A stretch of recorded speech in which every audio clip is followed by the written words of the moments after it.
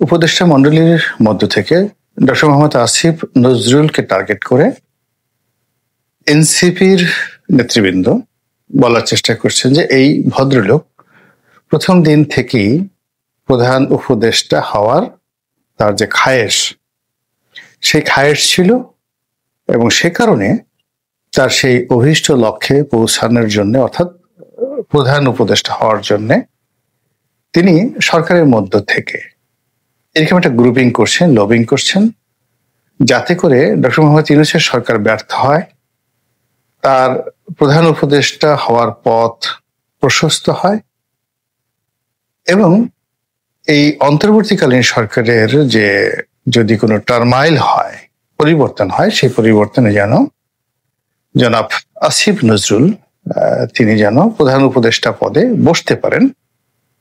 এই জন্য তিনি ডক্টর মোহাম্মদ ইউনূস এবং তার যারা আপনজন রয়েছেন তাদেরকে নানাভাবে হয়রানি করার জন্যে, অপদস্থ করার জন্য, ব্যর্থ করার জন্য তিনি তার যে লোকজন রয়েছে সেই লোকজন থেকে শুরু করে সবাইকে তিনি নানা রকম সুযোগ সুবিধা দিয়ে যাচ্ছেন।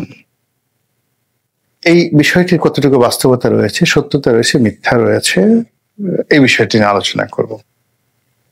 ডক্টর আসিফ নজরুল আমাদের ডিপার্টমেন্টের বড় ভাই, ল ডিপার্টমেন্টের বড় ভাই এবং একই সঙ্গে আমার শিক্ষকও বটে।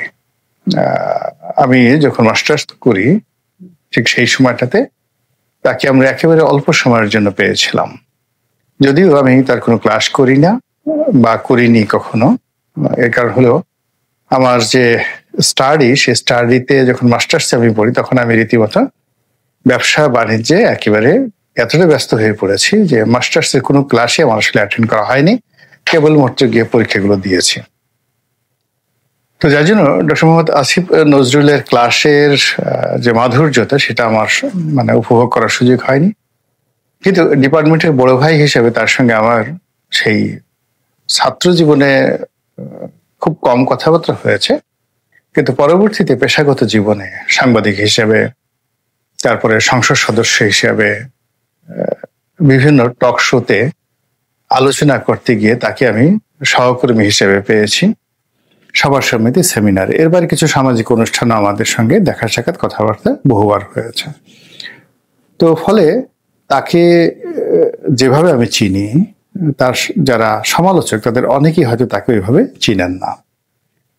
ডক্টর আসিফ নজরুল এক বর্ণাঢ্য এবং বিচিত্র চরিত্রের মানুষ। আমি তার ব্যক্তিগত জীবন নিয়ে কোনো আলোচনা করতে চাই না, এটা একান্ত ব্যক্তিগত বিষয়। কিন্তু তার কর্মজীবন, সেই কর্মজীবনের বর্ণাঢ্যতা তার সমবয়সী যারা আছেন তাদের মধ্যে নেই বললেই চলে। যদি প্রথমে চিন্তা করেন, তিনি ঢাকা বিশ্ববিদ্যালয়ে আইন অনুষদের ছাত্র।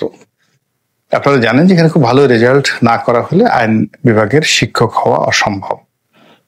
তো অন্যান্য যারা আইন বিভাগের শিক্ষক হওয়ার টার্গেট নিয়ে পড়াশোনা করতেন তারা কেবলই শুধু রাত দিন লেখাপড়া লেখাপড়া লেখাপড়া।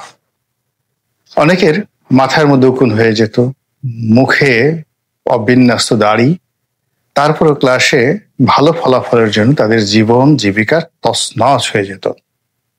কিন্তু আসিফ নজরুল রেজাল্ট ভালো করেছেন, কিন্তু দিব্যি তিনি ঘুরে বেড়াতেন, সাংবাদিকতা করতেন, বিভিন্ন রকম সামাজিক সংস্থার সাথে, রাজনৈতিক সংস্কার সাথে তিনি একটা ঘনিষ্ঠভাবে জড়িত ছিলেন। আপনারা বিশেষ করে ৭১-এর ঘাতক দালাল নির্মূল কমিটি, সেই বিশ্ববিখ্যাত বাংলাদেশ তোলপাড় করা ৭১-এর রাজাকার এবং আল বদরদের বিচারের দাবি নিয়ে শহীদ জননী জাহানারা ইমাম যে দুর্বার আন্দোলন গড়ে তুলেছিলেন, সেই আন্দোলনের অন্যতম পুরোধা ব্যক্তি বা সেই গণ আদালত আন্দোলনের যে পুরোধা ব্যক্তি তিনি ছিলেন ডক্টর আসিফ নজরুল। এর বাইরে সাংবাদিকতায় তিনি সাপ্তাহিক বিচিত্রায় কাজ করতেন। বিচিত্রাকে বলা হয় বাংলাদেশের টাইম ম্যাগাজিন, অর্থাৎ সার্কুলেশন এটা দ্বিতীয় পর্যায়ে ছিল, চিত্র বাংলা ১ নম্বরে সার্কুলেশন ছিল বিচিত্রার জমানাতে। কিন্তু ইন টার্মস অফ কোয়ালিটি, অ্যারোস্ট্রাকেসি, তারপরে এখানকার প্রতিবেদনের যে মান, এখানে যারা চাকরি করতেন, সেটা সাদাত চৌধুরী ছিলেন সম্পাদক, নির্বাহী সম্পাদক শাহরিয়ার কবির, চিফ রিপোর্টার ছিলেন এখানে কাজী জাওয়াত, মইনুল আহসান সাবের ছিলেন এখানে সহকারী সম্পাদক, এবং আসিফ নজরুল এখানে ছিলেন স্টাফ রিপোর্টার, প্রতিবেদক। এটা যে সময়টার কথা বলছি, সেই সময়টাতে একজন স্টাফ রিপোর্টার, তাও আবার চিত্র বাংলা না, ঠিক বিচিত্রার মতো পত্রিকাতে, ইত্তেফাকের মতো পত্রিকাতে বা ইনকিলাবের মতো পত্রিকাতে, এটা এই সময় যারা সাংবাদিকতা করেন বা এই সময় যারা সাংবাদিকদেরকে মনে করেন নানাভাবে যে এদের কোনো কোয়ালিটি নাই, তারা বুঝতে পারবেন না যে ওই সময়টিতে 80-র দশকে আমাদের সংবাদপত্রে কারা চাকরি করতেন, কারা সম্পাদক ছিলেন, কারা প্রতিবেদক ছিলেন, এবং ওই সময়টাতে সংবাদপত্র কি ধরনের কর্তৃত্ব তারা দেখাতেন। দুটো উদাহরণ দিই। যেমন ধরুন, ইত্তেফাকের একজন চিফ রিপোর্টার বা বিচিত্রার যিনি সম্পাদক, ডেইলি স্টারের সম্পাদক এস.এম. আলী বা অবজারভারের সম্পাদক, বিশ্বাস করেন প্রেসিডেন্ট এরশাদ এদেরকে সরাসরি টেলিফোন করে কথা বলতে তার বুক কাঁপত, এবং তিনি কখনো এই সাহস দেখাতেন না। ঢাকা বিশ্ববিদ্যালয়ে আসার জন্য যেভাবে এরশাদ সাহস দেখাতেন, একইভাবে এই যে সকল সাংবাদিকদের নাম বললাম, এদের মতো অন্তত কয়েক ডজন সাংবাদিক বাংলাদেশে ছিলেন যাদেরকে জমের মতো ভয় পেতেন শাসকবর্গ। তো তেমনি পত্রিকার মধ্যে সবচেয়ে শীর্ষ অবস্থানে ছিল বিচিত্রা, সেই পত্রিকায় তিনি চাকরি করেছেন। তো বিচিত্রার প্রতিবেদক হিসেবে চাকরি মানে এরপর আসলে আর অন্য কিছু করার থাকে না। আবার যদি তিনি ঢাকা বিশ্ববিদ্যালয়ের লতে ফার্স্ট ক্লাস পেতে চান, প্রথম শ্রেণী পেতে চান, সেখানে আসলে তার অন্য কিছু করার সুযোগ থাকে না। দুটো কাজ একসঙ্গে তিনি করার পাশাপাশি আবার গণ আদালতের সঙ্গে সম্পৃক্ত ছিলেন, ফলে তার যে মেধা, তার যে যোগ্যতা, এটা অন্য সাধারণ মানুষের মতো নয়। তিনি একই সঙ্গে ত্রিমাত্রিক, 3 ধারায় থেকে কাজ করার চেষ্টা করেছেন। তো কাজেই তাকে যে যাই মনে করুক, তাকে চদু বাঙালি, কদু বাঙালি, বেকুব, নির্বোধ, বেহিসাবি এরকম মনে করার কোনো কারণ নেই। আর সেই হিসেবে তিনি ইচ্ছে করলেই সেই প্রধান উপদেষ্টা হবেন, হতে চাইবেন, উপদেষ্টা হতে চাইবেন, মন্ত্রী, মিনিস্টার, এমপি হতে চাইবেন। আমার কাছে সেটা কখনো মনে হয়নি তার সঙ্গে চলতে গিয়ে। জীবনে অনেক ঘটনা ঘটে, দুর্ঘটনা ঘটে, এটাকে অনেকটা অ্যাক্সিডেন্ট বলা যেতে পারে। যেমন শাহরুখ খানের একটা সাক্ষাৎকার দেখছিলাম, বলিউডের মেগা স্টার। তো তিনি মূলত সাংবাদিক হওয়ার জন্য পড়াশোনা করছিলেন, কিন্তু একটা সময় তার মনে হলো যে তিনি চলচ্চিত্র বানাবেন, বিজ্ঞাপন চিত্র বানাবেন। তো বিজ্ঞাপন চিত্র বানানোর জন্য সেই ব্যাপারে তিনি পড়াশোনা শুরু করলেন, এবং সেটা করতে গিয়ে তিনি চলচ্চিত্রের সেই নায়ক হয়ে গেলেন। তো কিভাবে নায়ক হলেন এই কথা বলতে গিয়ে তিনি বললেন যে আমি আসলে যা হতে চেয়েছিলাম তা হতে পারিনি, কিন্তু এই নায়ক হওয়াটা আমার জীবনে একটা অ্যাক্সিডেন্ট। তদ্রূপ এই যে উপদেষ্টা হওয়াটা, ডক্টর ইউনূসের সঙ্গে তার উপদেষ্টা পরিষদে সম্পৃক্ত হওয়া, শেখ হাসিনার পতনের পরে এই যে আসিফ নজরুল সাহেবের জীবনে যা কিছু ঘটেছে, এটা একটা দুর্ঘটনা। নেতিবাচক বলেন, ইতিবাচক বলেন, এটার জন্যে কখনো জনাব আসিফ নজরুল লালায়িত ছিলেন না। আমি ঘনিষ্ঠভাবে তাকে চিনি। তিনি সবার সঙ্গে সম্পর্ক রক্ষা করতেন, এমনকি আওয়ামী লীগের যারা লোকজন, মানে কোনো যাকে বলা একেবারে লিবারেল একজন মানুষ, ন্যায়ের পক্ষে কথা বলতেন। আর বিএনপি, আওয়ামী লীগ, জামাত, জাতীয় পার্টি, এ সকল দলে যে সকল ভালো মানুষ ছিলেন তাদের সবার সঙ্গে তার ব্যক্তিগত সম্পর্ক ছিল। আর তিনি ভালোকে ভালো বলতেন, মন্দকে মন্দ বলতেন। এবং 2024 না 23 সনের আগস্ট, সেপ্টেম্বর, অক্টোবর, ওই যে 28 অক্টোবর যে বিএনপির সমাবেশ হলো, তার ঠিক আগে আগে তার সঙ্গে আমার একটা খুব জরুরি বৈঠক করার সুযোগ হয়েছিল। জনাব তারেক রহমান সাহেব দায়িত্ব দিয়েছিলেন তার সঙ্গে একটা বিষয়ে আলাপ আলোচনা করার জন্য, তার মতামত নেওয়ার জন্য। এই জন্য আমাদের প্রায় 2-3 ঘন্টা একান্ত বৈঠক হয়েছিল, এবং এটা ছিল অ্যাবসলিউটলি পলিটিক্যাল কতগুলো কথাবার্তা। ঠিক সেই কথাবার্তার একটা লিখিত রিপোর্ট আমি বিএনপির চেয়ারপারসনের অফিসে জমা দিয়েছিলাম। আমার এখনো মনে আছে তার মধ্যে ন্যূনতম রাজনৈতিক কোনো অভিলাষ, পক্ষপাতিত্ব কিংবা কোনো বায়াসনেস, এটা আমি কখনো দেখিনি। তিনি আওয়ামী লীগের শাসনের ব্যাপারে খুব হতাশ ছিলেন, হৃদয় সন্তুষ্ট ছিলেন, এবং তিনি যে কাজ করছেন বা টকশো থেকে কথাবার্তা বলছেন, এটি সরকারের ধৈর্যচ্যুতি ঘটাতে পারে, এটি নিয়ে তিনি যাকে বলা চিন্তিত ছিলেন।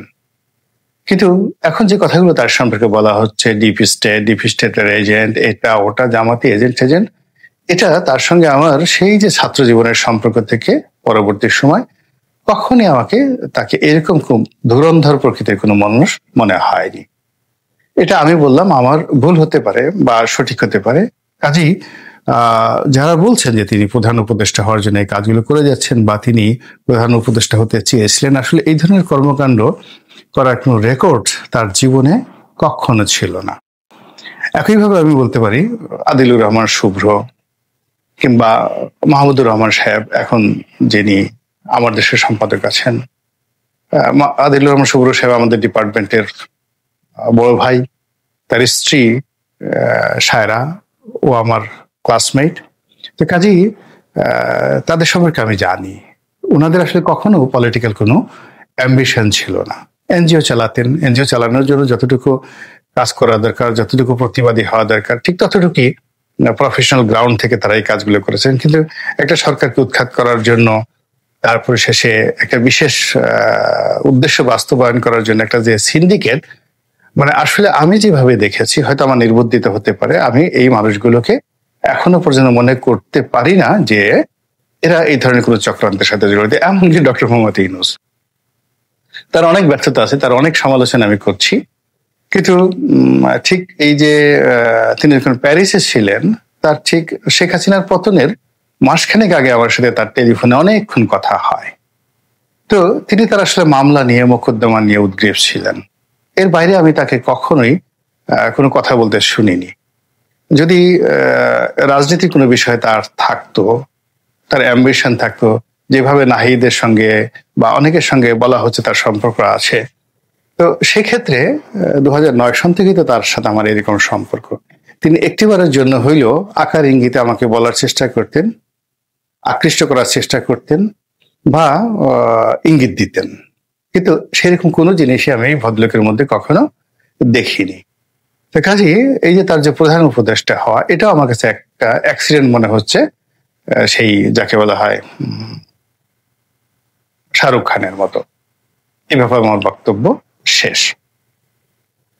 2 নম্বরে যেটা বলছিলাম সেটা হলো আজকের যে শিরোনাম দিচ্ছি যে ডক্টর মোহাম্মদ আসিফ নজরুল প্রধান উপদেষ্টা হতে চাচ্ছেন, আর বাংলাদেশের যে বিষয়বস্তু রয়েছে সেই বিষয়বস্তু নিয়ে বিশ্ব মিডিয়া যে কর্মকাণ্ডগুলো করছে, সেই কর্মকাণ্ডগুলো এই মুহূর্তে আমাদেরকে রীতিমতো মাতাল এবং টালমাটাল করে তুলছে। এখানে আমি বললাম যে এখানে অনেক মানুষই এসেছেন বাই অ্যাক্সিডেন্ট, এমনকি এই যে শফিকুল ইসলাম, তিনি প্রেস সচিব, খুব এখন দেখছেন যে ডক্টর মোহাম্মদ ইউনূসের পক্ষে কথা বলছেন, আওয়ামী বিরোধী ভূমিকা পালন করছেন।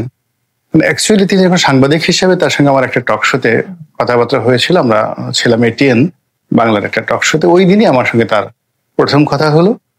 এই ভদ্রলোককে একজন একেবারে আপাদমস্তক প্রফেশনাল, অনেস্ট, তারপরে শেষে যাকে বলা হয় জেন্টেলম্যান, মনে প্রাণে উচ্চ বর্ণের একজন ভদ্রলোক বলেই তাকে আমার মনে হয়েছিল সেই সময়টিতে। যা হোক, পরবর্তীতে তিনি কিভাবে এখানে আসলেন, কিভাবে প্রেস সচিব হলেন, কি হলেন, এই জিনিসগুলো এত দ্রুত ঘটে গেছে, আমার কাছে মনে হচ্ছে act of God or any accidental এই ঘটনাগুলো। কিন্তু তিনি প্রেস সচিব হবেন বা এরকম একটা দীর্ঘদিন ধরে ডক্টর মোহাম্মদ ইউনূসের সঙ্গে তার এরকম একটা যোগাযোগ, একটা ম্যাটিকুলাস ডিজাইন, এটি আমার কাছে মনে হচ্ছে না। তো ফলে কি হলো যে এই যে এখন পরস্পর বিরোধী যে কথাগুলো হচ্ছে বিভিন্ন পক্ষ থেকে, এতে অনেক ইনফ্লুয়েন্স হলো। আমি ব্যক্তিগতভাবে ইনফ্লুয়েন্সড হই না, এই কারণে যে কোনো একটা বিষয় যা ঘটে আমাদের সমাজে প্রায় বেশিরভাগ ক্ষেত্রে কিন্তু সত্য নয়। এমনকি যে আপনারা আমাকে দেখছেন, সেটা আপনি সত্যভাবে দেখছেন না, আপনি কিন্তু আমাকে উল্টোভাবে দেখছেন।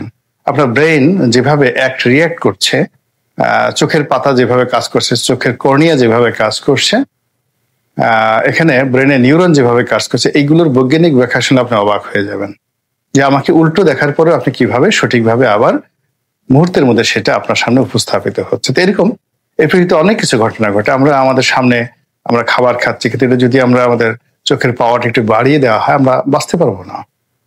পোকা মাকড়, তারপর শেষে বিভিন্ন ব্যাকটেরিয়া, এদেরকে যদি আমরা দেখি আমাদের পাগল হয়ে যাব। আমাদের চারিদিকে এত শব্দ হচ্ছে, আমাদের কানের যে শ্রবণ শক্তি একটু বাড়িয়ে দিলে আমরা পাগল হয়ে যাব। এই রুমের মধ্যে আমি যেখানে বসে ভিডিও করছি, হাজার হাজার কোটি ব্যাকটেরিয়া রয়েছে, ভাইরাস রয়েছে, তারা শব্দ করছে। বিভিন্ন অশরীরী আত্মা রয়েছে, শব্দ করছে। সেই শব্দগুলো আমরা শুনতে পাচ্ছি না, কিন্তু এখানে আমাদের শব্দের যে কানের যে শ্রবণ শক্তিটা বাড়িয়ে দিলে কিন্তু আমার সর্বনাশ, আমি পাগল হয়ে যাবো, এখানে শুনতে পাবো না। ফলে আমাদের এই সমাজে অনেক কিছু হচ্ছে, এটা আমরা দেখতে পাচ্ছি, কিন্তু পর্দার আড়ালে যা কিছু হচ্ছে সেটা আমরা জানি না। দ্বিতীয় যে প্রসঙ্গটি নিয়ে আলোচনা করবো সেটা হলো বিশ্ব মিডিয়া। হঠাৎ করে বিশ্ব মিডিয়াতে শেখ হাসিনাকে এবং আওয়ামী লীগকে নিয়ে অনেকগুলো প্রতিবেদন ছাপা হয়েছে, এবং দৃশ্যত এবং কার্যত প্রায় সব প্রতিবেদনগুলো একেবারে পজিটিভ। যে আওয়ামী লীগকে আমরা সবাই খরচের খাতায় ফেলে দিয়েছি, যে শেখ হাসিনা বাংলাদেশের রাজনীতি একেবারে অপাঙ্ক্তেয়, এবং আমরা এখন ধরে নিয়েছি যে এখানে বিএনপি, জামাত এবং ডক্টর মোহাম্মদ ইউনূস এবং এনসিপি, এর বাইরে কোনো রাজনৈতিক শক্তি নেই, কোনো বলয় নেই। আর অন্যান্য যারা ছোট ছোট রাজনৈতিক দল রয়েছে, তারা এই মানে তিনটি বলয়, এনসিপি, তারপরে বিএনপি এবং জামাত, তাদের সঙ্গে একটা জোটবদ্ধ হয়ে এটা রাজনীতির একটা মেরুকরণ করার চেষ্টা করবেন। কিন্তু যখন আমরা আওয়ামী লীগকে প্রায় একেবারে বাদ দিয়ে দিয়েছি, তাকে ভারতে নির্বাসন পাঠিয়েছি, আওয়ামী লীগকে নিষিদ্ধ করে দিয়েছি, ঠিক সেই সময়টিতে হঠাৎ করে একেবারে পূর্ণিমার চাঁদের মতো বিশ্ব মিডিয়া যেভাবে শেখ হাসিনাকে আপহোল্ড করলো, যেভাবে তাকে তুলে ধরলো, এটা আমাদের বাংলাদেশি মিডিয়া একেবারে হজম করতে পারছে না। এবং শেখ হাসিনা বিরোধী যে সমস্ত লোকজন, তারা রীতিমতো বেকুব হয়ে গেছেন, এবং অনেকে মৃদুমন্দ ভাষায়, দ্য ব্রিজ, ইংরেজিতে যদি আমরা বলি দ্য ব্রিজ, মৃদুমন্দ বাতাস প্রবাহিত হয়, তেমনি শব্দটা এরকম হলো যে আপনি সমালোচনা করতে পারছেন না, প্রতিবাদও করতে পারতেছেন না, প্রশংসা করতে পারছেন না। ঠিক সেক্ষেত্রে মানুষ মৃদু ভাষায়, ভদ্রলোকী ভাষায় যে সমালোচনা করে, ঠিক সেই জিনিসগুলো এখন সরকারের পক্ষ থেকে বলা হচ্ছে। দ্য ইন্ডিপেন্ডেন্ট, ব্রিটেনের সে বিখ্যাত দৈনিক পত্রিকা, তারপর রয়টার্স, বিশ্বের 1 নম্বর সেই সংবাদ সংস্থা, তারপরে হিন্দুস্তান টাইমস, ভারতের প্রথম শ্রেণীর দৈনিক, এর বাইরে রয়টার্সের বাইরে এএফপি, সে যে বিখ্যাত সংবাদ সংস্থা। এখন এই পত্রপত্রিকাগুলো এবং সংবাদ মাধ্যমগুলোতে আওয়ামী লীগ, ভবিষ্যৎ রাজনীতি এবং শেখ হাসিনাকে যেভাবে এনলাইটেন করা হয়েছে, হাইলাইট করা হয়েছে, এটি আমাদের এই বাংলাদেশে গত 14 মাস ধরে যে আওয়ামী বিরোধী ন্যারেটিভ তৈরি করা হয়েছে, যে আওয়ামী লীগ একটা ঘৃণিত দল, একটা নিষিদ্ধ দল, এবং এদের যুদ্ধাপরাধের দায়ে বিচার হচ্ছে, এই দলের অস্তিত্ব থাকবে না, কোনোদিন এই দলের নাম গন্ধ থাকবে না আগামী 100 বছর পরে। কাজী এরকম একটা দলকে আবার সেই রাজনীতিতে পুনর্বাসন করার জন্য, আবার শেখ হাসিনাকে ফিরিয়ে আনার জন্য, মানুষের মনের উপর প্রভাব বিস্তার করার জন্য এবং আন্তর্জাতিক অঙ্গনে শেখ হাসিনাকে তুলে ধরার জন্য এই আন্তর্জাতিক গণমাধ্যম যে কাণ্ডটি করলো, আমরা রাগের বশবর্তী হয়ে যেটা সর্বোচ্চ বলতে পারি সেটা হলো আমাদের সঙ্গে ইয়ার্কি করছে, ঠাট্টা করছে, আমাদের বিশ্বাসের সঙ্গে রীতিমতো ফাজলামো করছে। এখন আমরা এই কথা তো বললাম, আসলে কি আন্তর্জাতিক মিডিয়া ফাজলামো করছে বা করেছে কি না তা আমরা দেখতে পাবো। এটা নভেম্বর মাস, ডিসেম্বরের 14-15 তারিখের মধ্যেই আপনারা রাজনীতির যে মেরুকরণ, সেই মেরুকরণে আন্তর্জাতিক সংবাদ সংস্থাগুলো যে প্রেডিক্ট করে এবং তারা যেভাবে প্রমোট করে, তার একটা ফলাফল এই জাস্ট 1 মাস পরে আপনারা দেখতে পাবেন, বা 1 মাস 10 দিন পরে দেখতে পাবেন বলে আমি মনে করি। মহান আল্লাহ আমাদের দেশে একটা কথা আছে, কিছু না কিছু বটে, কিছু না কিছু রটে, বা কিছু না কিছু রটে, কিছু না কিছু বটে। অর্থাৎ যা কিছু ঘটে আপনি যতই চেষ্টা করেন গোপন রাখার জন্য, নিয়তির নির্মম পরিহাসে তা কিছুটা অংশ প্রকাশিত হয়ে যাবে। তো এই যে প্রকাশিত হয়ে যাবে, এটাকে আপনি যতই মিথ্যা বলেন না কেন, এটার পেছনে সত্যতা থাকে। অর্থাৎ আমাদের এই সমাজে গল্প বলেন, গুজব বলেন, প্রোপাগান্ডা বলেন, এই মুহূর্তে যা কিছু ঘটছে বাস্তবে গিয়ে দেখবেন যে আজ যা কিছু রটনা আগামীকাল তা বাস্তবে রূপান্তরিত হয়। আওয়ামী লীগ জমানাতে আমরা যে সকল বিষয় নিয়ে খুব ভয় পেতাম, কথা বলতাম, ঠাট্টা করতাম, মস্করা করতাম, দেখুন প্রায় সব কিছু ঘটেছে। আওয়ামী লীগ বলেছে যে আমরা পালাবো না, আর আমরা বলেছি আপনারা সবাই পালাবেন। বাস্তবে কি ঘটেছে দেখেন, 12-13 বছর পালাবো না পালাবো না, আর 12-13 বছর আপনাদেরকে পালাতে হবে। এখন ঘটনা দেখেন সেটা ঘটে গেছে। আচ্ছা, তারপর আমরা বলেছি যে আপনারা তো দিল্লির এজেন্ট, ভারতের এজেন্ট, ভারতের দালাল, ভারতের স্বার্থ সংরক্ষণ করেন, এবং যখনই আপনারা পালানোর প্রয়োজন হবেন সবাই গিয়ে ভারতে থাকবেন। দিল্লি, কলকাতা, আগ্রা, আজমির সব আপনাদের জন্য উন্মুক্ত। এখন দেখেন কি অবস্থা হচ্ছে। কলকাতাতে গিয়ে দেখেন, আগরতলাতে গিয়ে দেখেন, আসামের গুয়াহাটিতে গিয়ে দেখেন, দার্জিলিং, শিলিগুড়ি, এরপর আজমির, সব জায়গাতে গিয়ে দেখেন গিজ গিজ গিজ গিজ করছে আওয়ামী লীগের লোকজন। ওটা তাদের সেকেন্ড হোম, দ্বিতীয় বাড়ি। আর ভারত আওয়ামী লীগকে আশ্রয় দেওয়ার জন্য যে ঐতিহাসিক ঝুঁকি তারা নিয়েছে, এরকম ঝুঁকি আসলে ভারত স্বাধীনতার পরে, মানে ভারতের স্বাধীনতা লাভের পরে কখনো নেয়নি। এমনকি 1971 সনে বাংলাদেশের জন্য ভারত যে ঝুঁকি নিয়েছিল, বর্তমান ঝুঁকি তার চেয়ে বেশি। 71 সনে বাংলাদেশের যে ইকোনমি, সেই ইকোনমির সঙ্গে ভারতের খুব কম সম্পৃক্ততা ছিল। খুব অল্প লোক ভারত যেতেন এবং সীমান্ত বলতে গেলে খালিই থাকতো। এর কারণ হলো 71 সন পর্যন্ত আমাদের অর্থনীতিতে আমরা ভারতের চেয়ে কয়েক গুণ ধনী ছিলাম। ফলে এই বাংলাদেশ থেকে কি করতো, হিন্দুরা শুধুমাত্র একটা ভয়, একটা আতঙ্ক, যে কোনো সময় পাকিস্তান সরকার তাদের সহায় সম্পত্তি নিয়ে নিতে পারে। এই আতঙ্কে তারা অনেকে কলকাতাতে বাড়ি করত আর যাতায়াত করত। আমাদের ফরিদপুরে যেমন দুর্গা বণিক ছিলেন, সদরপুরে খুব নামকরা, যাকে বলা হয় মার্চেন্ট। তো ওনারা কলকাতা থেকে বড় ব্যবসা বাণিজ্য করতেন, কিন্তু ওনাদের একটা বিরাট ব্যবসা আমাদের সদরপুরের যে 7.5 বাজার সেখানে ছিল এবং এখনো আছে। তো তখন এরকম বর্ডার কোনো ছিল না। স্বাধীনতা, এমনকি স্বাধীনতার পরেও 75-76 সন পর্যন্ত এরকম কোনো বর্ডার ছিল না। তো যাই হোক, এই যে আমাদের যে অর্থনৈতিক অবস্থা যতদিন ভালো ছিল ততদিন পর্যন্ত ভারতের বর্ডার আমাদের জন্য খোলা ছিল, কোনো পাসপোর্ট টাসপোর্ট কিছু দরকার ছিল না। আর এখন জিনিসটা উল্টো হয়ে গেছে। তো সেই প্রসঙ্গে পরে আসছি। তো স্বাধীনতা পূর্ববর্তী সময় যেটা ছিল, আমাদের বর্ডার ছিল না, ভারতের লোকজন হা করে থাকতো। আমাদের এখান থেকে যে হিন্দুরা যেতেন, তারা জায়গা জমি বিক্রি করে কলকাতা থেকে বাড়ি করতেন, ব্যবসা বাণিজ্য করতেন। ওটা তাদের ইকোনমির একটা বিরাট, যাকে বলা হয়, প্লাস পয়েন্ট ছিল, এবং এটা তারা কোনো রকম সুযোগ দেওয়া ছাড়াই তারা এই কাজটি করতেন। ধরুন এখন ইকোনমিক প্রয়োজনে আপনি $10 লাখ যদি দেন, মানে 10 কোটি টাকা দেন, আমেরিকার পাসপোর্ট পেয়ে যাবেন উইদিন 1 মাসের মধ্যে, সপরিবার থাকতে পারবেন। যদি $2 লাখ আপনি খরচ করেন, আপনি তুরস্কের পাসপোর্ট পাবেন। ইউরোপের সেনজেনভুক্ত কয়েকটি দেশে রয়েছে যারা এই পাসপোর্ট বিক্রি করে মাত্র $1 লাখ। $1 লাখ ইনভেস্টমেন্ট দেন, আপনাকে সেখানে থাকতে অনুমতি দিবে।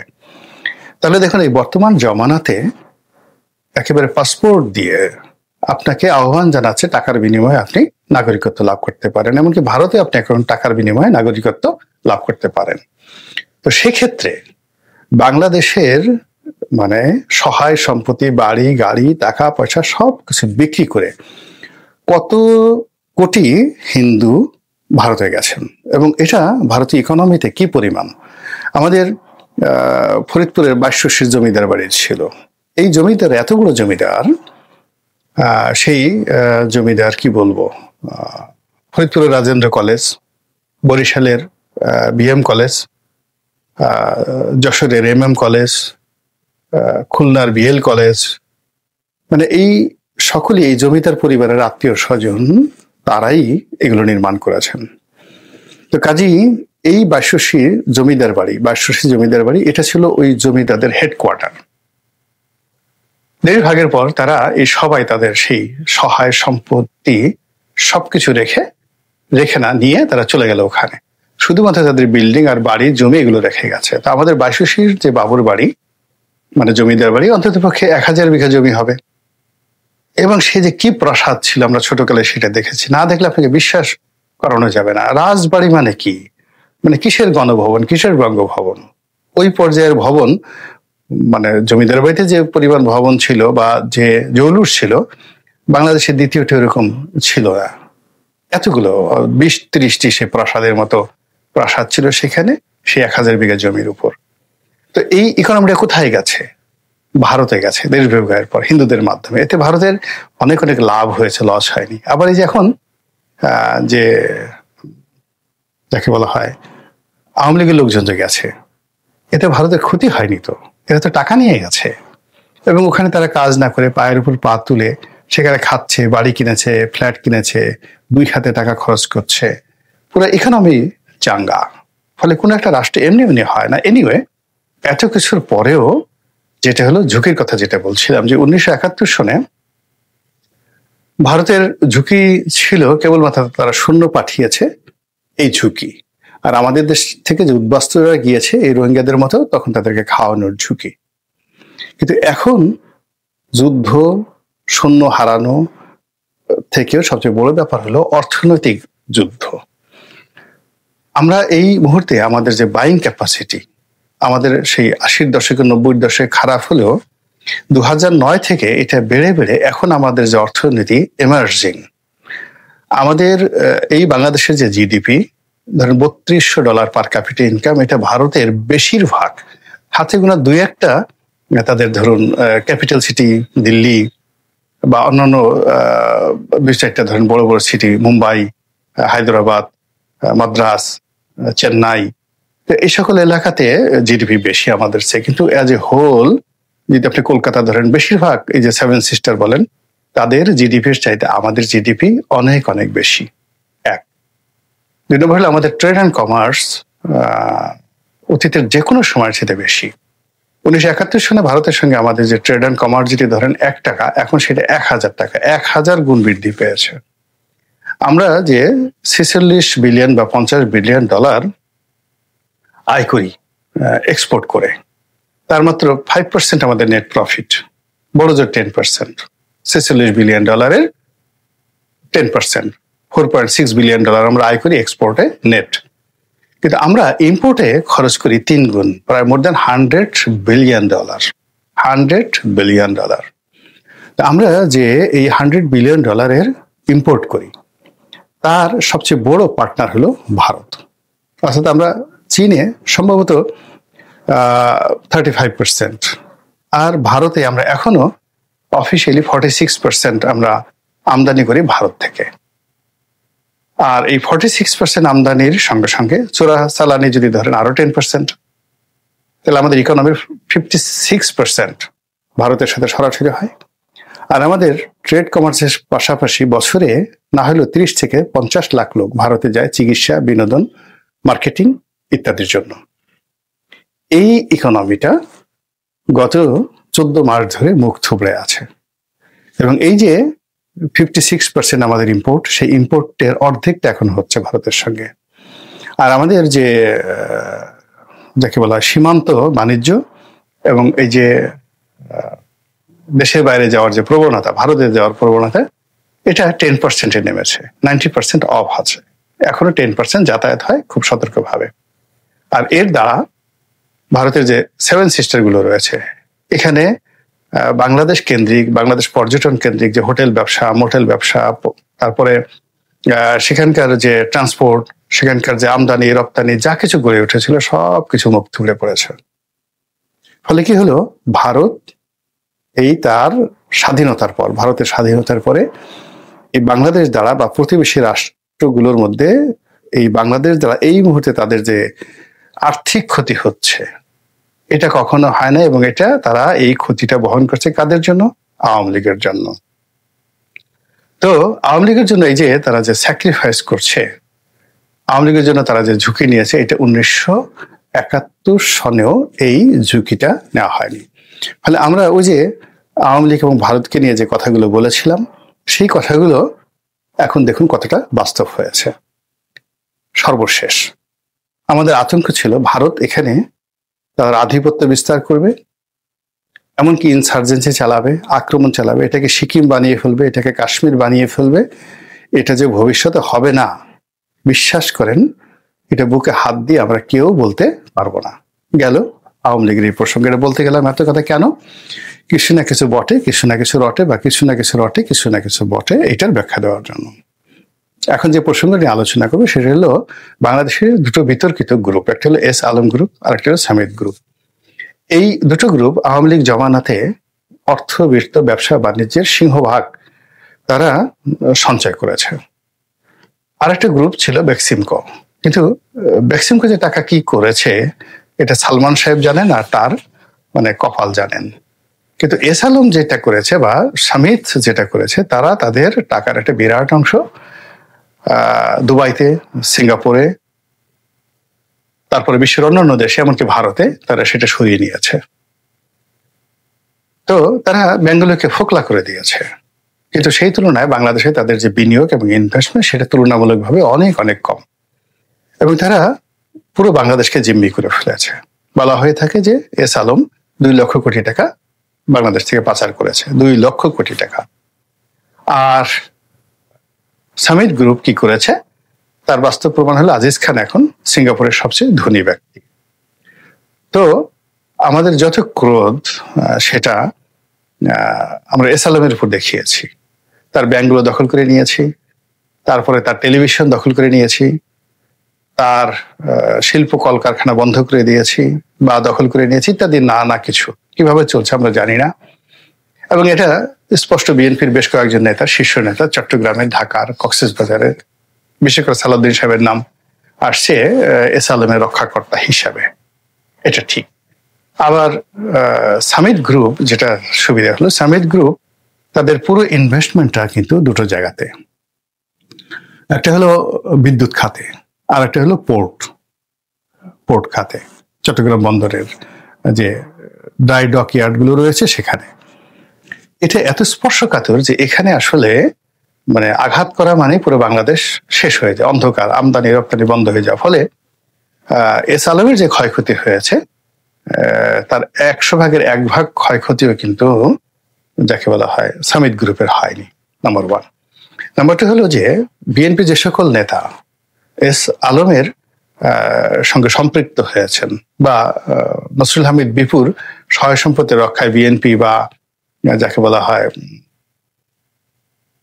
এই এখন উপদেষ্টা রেজওয়ানা হাসানের হাজব্যান্ড, তাদের যত দুর্নাম বদনাম হচ্ছে, ঠিক সামিদ গ্রুপ তাদের টাকার পরিমাণ বেশি, ব্যবসায়িক এস্টাবলিশমেন্ট বেশি, কিন্তু তাদের রক্ষা করার জন্য যে সকল বিএনপি নেতা, জামাত নেতা বা অন্য কেউ যদি থেকে থাকেন, আমি এটা মানে সুনির্দিষ্টভাবে বললাম না, নিঃসন্দেহে তাদেরকে কেউ না কেউ রক্ষা করছেন, তারা তুলনামূলকভাবে নিরাপদে আছেন, বদনাম কম হচ্ছে, মানে যারা আশ্রয়দাতা। যেমন এস আলমকে কেন্দ্র করে সব এক নামে সালাউদ্দিন সাহেবের নাম বলছে, কিন্তু সামিদ গ্রুপকে হয়তো দেখা গেল এরকম কেউ টালাউদ্দিন আছেন বা বাহাউদ্দিন আছেন, টুনাউদ্দিন আছেন, সুজাউদ্দিন আছেন, কুনাউদ্দিন আছেন, তাদের সম্পর্কে আমরা তেমন শব্দ করতে পারছি না। এই কারণ হলো যে ওটা স্পর্শকাতর একটা ব্যবসা, রাষ্ট্রের অস্তিত্বের সাথে জড়িত। তো যেটা আমরা জানি যে যেহেতু তাদের উত্থান আওয়ামী লীগকে দিয়ে, তারা আওয়ামী লীগের পেছনে টাকা খরচ করছে এবং করবে এবং করতে বাধ্য, এবং আওয়ামী লীগের অনেক দেখা গেল ফান্ড এদের নামে আছে, এদের অনেক ফান্ড আওয়ামী লীগের নামে আছে দেশে দেশের বাইরে। তো এরকমই একটা প্রেক্ষাপটে আমরা শুনেছিলাম যে এস আলম দুবাই থেকে আলাদা চার্টার প্লেনে করে দিল্লিতে শেখ হাসিনার সাথে দেখা করেছেন এবং মোট 4,500 কোটি টাকা তিনি দেওয়ার প্রতিশ্রুতি দিয়েছেন, ক্যাশ 3,000 কোটি টাকা আর 1,500 কোটি টাকা বাকি, এরকম একটা খবর চাউর হয়েছিল। তো সেটা নিয়ে অনেকে নানা রকম মন্তব্য করেছে, আওয়ামী লীগের এত টাকার দরকার কি, সেটা কি, ইত্যাদি ইত্যাদি। আবার অনেকে বলার চেষ্টা করছে সি এটা কি ধরনের কথা, এদের আর ইমান এখানে ঠিক হবে না। তো ওই যে বললাম যে এস আলমকে নিয়ে কথা হয়েছে, কিন্তু যদি 4,000 কোটি টাকা এস আলম দিয়ে থাকে, তাহলে একইভাবে এই 4,000 কোটি টাকা ভ্যাকসিনকেও দিতে পারে বা দিয়েছে। 4,000 কোটি টাকা যাকে বলে সামিত গ্রুপে দিয়েছে, একে অপরের সাথে প্রতিযোগিতা করে। এমনকি ওই যে নজরুল ইসলাম মজুমদার যখন জেলে আছে, এক্সিম গ্রুপ, তারও তো বিদেশে টাকা পাঠানো হয়েছে, তারা যে টাকা দেয়নি, নট লাইক দ্যাট। সমস্যা যেটা বলতে চাচ্ছি যে এই টাকাগুলো এখন কথা বলা শুরু করেছে। দ্য মানি ইজ স্পিকিং নাও। এই যে রাস্তায় যে মিছিল দেখেন, ক্রমাগত আওয়ামী লীগ যে মিছিল বাড়ছে, আওয়ামী লীগের কয়েকজন নেতা দেখলাম যে বেশ বাংলাদেশে যারা আছে পালিয়ে আছে। তো কথা হলো, কেমন আছেন? আগে বলতো না ভাই খুব খারাপ, এখন বলো আলহামদুলিল্লাহ খুব ভালো আছি। মানে আপনি বোঝার চেষ্টা, হাউ ইট টক্স।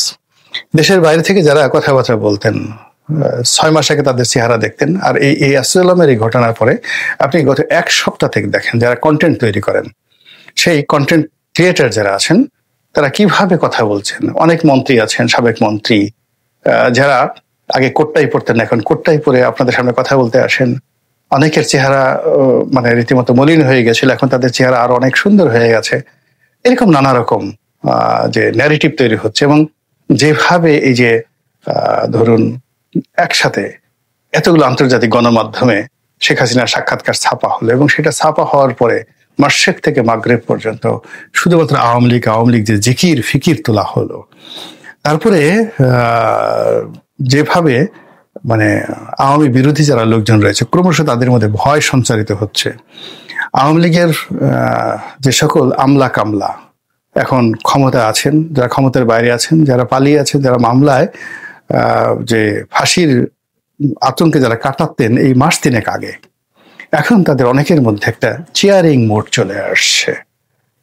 মনে হয় যে তারা বিজয়ী হয়ে পড়েছেন বা সামথিং ইজ হ্যাপেনিং। তো এটা আমার কাছে মনে হচ্ছে, যদি এখানে অর্থযোগ থাকে, টাকা পয়সার কোনো বিষয় থাকে, তাহলে এস আলম বা সামিট গ্রুপ এই টাকাগুলো এখন কথা বলছে। আর এই কথাটা আগামী দিনে, আমি যে বললাম যে কিছু না কিছু বটে, কিছু না কিছু রটে, কিছু না কিছু রটে, কিছু না কিছু বটে, মানে ওই যে ওই সময়টাতে যে কথা শুনেছিলাম সেটা যে এখন ফলছে তা তো আমরা দেখতে পাচ্ছি। আবার এখন যে সমস্ত ঘটনা ঘটছে, এটার রেশ আগামী 3 মাস পরে, 2 মাস পরে, জানুয়ারি মাসে, ডিসেম্বরে কি হয় একটু চোখ বুজে দেখেন।